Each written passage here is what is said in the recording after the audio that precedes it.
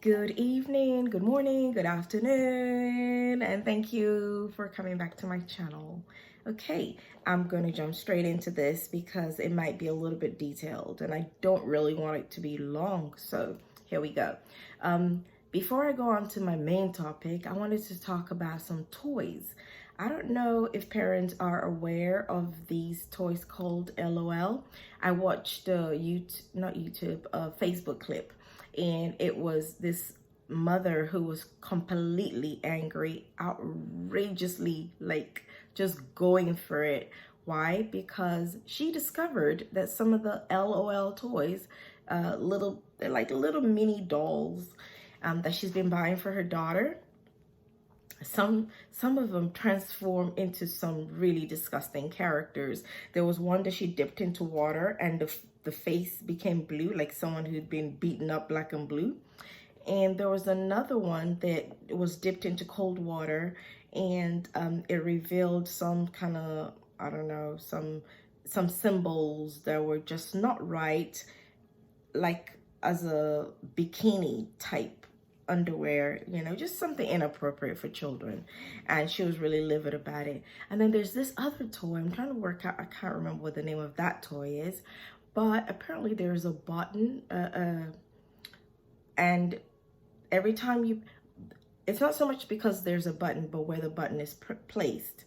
So the button is placed in a private part of this doll. And every time you press the button that is placed on the private part of the doll giggles and laughs. When I saw that, I was like, what is going on in this world? I mean, what is this world turning into where we're making toys, where they are making toys, and you're supposed to press a button on the private part, and then the baby, the doll that is, starts to giggle? Listen, parents, I think it's time for us to start standing up for our children. We need to stand up for our children. Before I go too far, I'm going to talk about the movie Cuties. Yes, Cuties has been released. It's a movie that's been released by Netflix. It was released on the 9th of September, I think, this year, and there has been a lot of outrage, and personally I have sent around petitions to have Netflix remove the movie, but clearly they haven't, because the movie is now was released on the 9th of September. And for research purposes, I had to take a look because I had read so much about it. I needed to take a look at it so I can tell you as a parent what I saw and why I think that it is inappropriate for our children, and what I think may be a very sinister agenda going on. Now, Cuties, if you do not already know, is about so the director of Cuties, let's start from that. The director of Cuties is a Black Senegalese lady. So the story basically was about her cultural and religious practices, and also the French Western environment that she was growing up in. I believe she was supposed to be 11 years old at the time that she captured in the movie. So the children, or the girls, are 11-year-olds. That's what they were depicted. So it was about this young lady's struggle. What's her name? Maimu. I'm not sure how to pronounce her name. My French is not that good. Okay, so, but it was really about her capturing the struggles or the difficulties that she was having with her culture. She came from an Islamic background, and she had duties, responsibilities at home and to her culture and to the whole religious thing. So there was that part that she was doing at home, and she needed to marry that with her French Western environment where it seemed like the other children were free and were able to do whatever they wanted to do. They didn't have all that religious and cultural restrictions that she had at home. So that was what the movie was about. And yes, it was a little bit about coming of age, because there was a point where we were shown that she moved on from a little girl to a young lady, in that her period started. There is no other way to put it. And this was a constant struggle in the movie.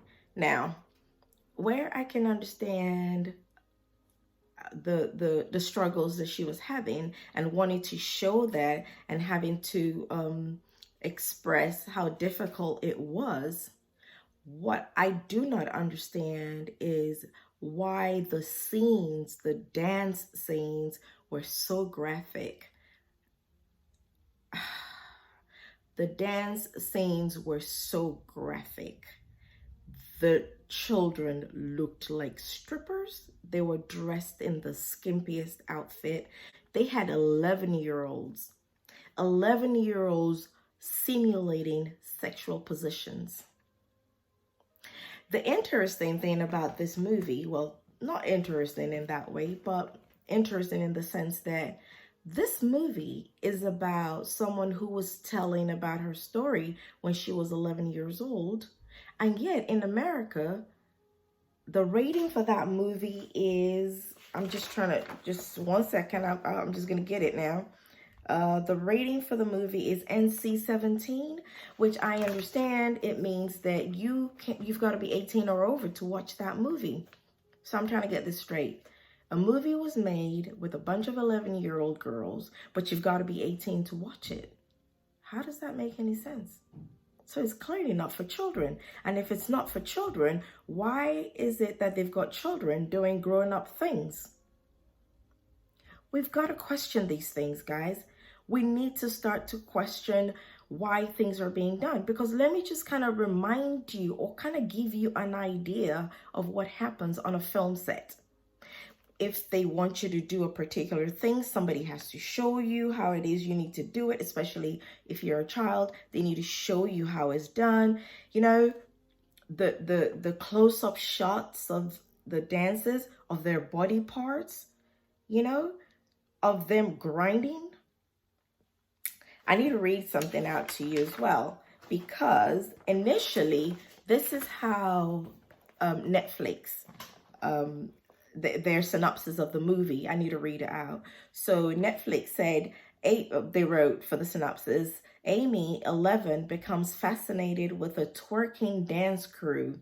Hoping to join them, she starts to explore her femininity, define her family's tradition. Now, it's rated in America as NC-17, like I said, so you got to be 18 or over to watch it. And now there was an outcry, and people started to complain that that's not right. That is not right. So Netflix changed the synopsis to something a little bit, just paraphrasing, something a little easier to digest. Yeah. My question is, who funded this? Who are the people that sat around a table and thought it was okay for 11-year-olds to be acting like strippers, for 11-year-olds to be dressed in skimpy outfits, for 11-year-olds to be simulating sexual positions while they're dancing? Who thought that this was right? What happened to the children? They're not actresses in terms of grown-up actresses. These are children. So who thought that it was ethically okay for 11-year-olds to be performing like grown-up women? Like I said, if it was a grown-up woman, I would still find that very questionable, but at least as an adult. You know, that is an adult. You do whatever you want to do with yourself as an adult. But for children to be doing this is very questionable. I have my own ideas, because we still have Epstein and crew, their group, that we're still trying to dig out who belongs in that group and who doesn't. all the disclosures and all the cases that have been exposed about child trafficking, about pedophilia, and all this kind of stuff that's going on, that we're still trying to find out who is involved. And we still got this. Now, the other thing I wanted to share with you guys is, I don't know if you are aware of something called, where are we? Trans-age. Yes. We've heard of transsex. Yeah. We've heard of transrace. Transrace, in case you don't know, is when, for example, a Black woman decides that for whatever reason she is a white woman. So I'm Black, for some reason when I look in the mirror I see a white woman. Okay, that's trans race. Trans age, this is the new thing we need to be aware of. Trans age is, for example, say a grown 50-year-old man decides that within himself he is 16. He could be 16 girl, 16 boy, whatever, but he decides he's 16. And so therefore he's attracted to young children because in his head, he's a young child. That is trans age. Please look it up. Please do your research because it's a thing. It's a thing. Just like now we're being told very slowly that pedophilia is an illness. So you see what I mean when I say we need to protect our children. We need to protect our children from those who are out there. And for whatever reason, I don't even understand this. For whatever reason, these movies and these acts are being accepted. They're being accepted. I understand a few days ago that, I'm not sure, but someone from Texas has appealed and thinks that Netflix has got a case to answer for with regards to this new movie, Cuties. So that's good. I'm happy about that. At least, you know, somebody has recognized that this is not right and they're doing something about it. So I'm really happy about that. But what about us? What about you? Moms, dads, aunts, uncles, grandmas, grandpas, big brother, big sister. Are we going to fight for these children? Are we going to fight for what is right, what is wrong?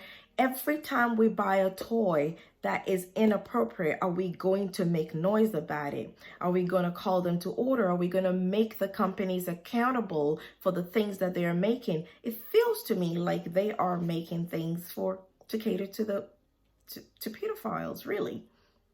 That's what it feels like. Because if you're going to make a movie and only 18 and above can watch it, why would your average 18-year-old doesn't want to see 11-year-olds running around in bikini, in skimpy clothes? Now, a slightly sick 18-year-old might want to see that. A slightly sick adult might want to see that. Because it makes no sense. We need to put our foot down. If they take our children, they've taken our future. If they take our future, then our future is doomed. Because it is from the children. I said it last week in my video and I'm going to say it again. Listen to what your children listen to. Watch what your children watch. Be aware where they're watching things and is not right.